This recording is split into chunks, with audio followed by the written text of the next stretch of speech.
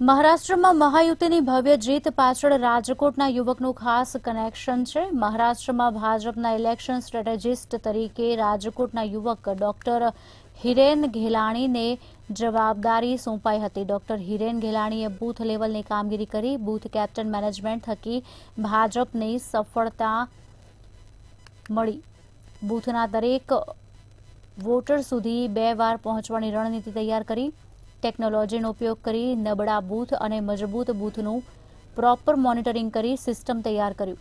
મહારાષ્ટ્રમાં ભાજપ તરફી positive narrative ઊભા કરી વધુમાં વધુ લોકોને ભાજપ તરફી મતદાન કરવાનો પણ પ્રયાસ કરાયો હતો। અને તમને સરપ્રાઈઝ થશે કે 65% બહેનોએ મતદાન કર્યું। 65% બહેનોનું મતદાન એક તરફી ભારતીય જનતા પાર્ટી માટે, શિવસેના માટે, મહાયુક્તિ માટે એટલા માટે થયું લાડલી બહેનોના લાભાર્થીને ગણી શકાય એવી ઘણી બધી યોજનાઓ હતી જેનો લાભાર્થીઓ કિસાનનો એક મુદ્દો હતો।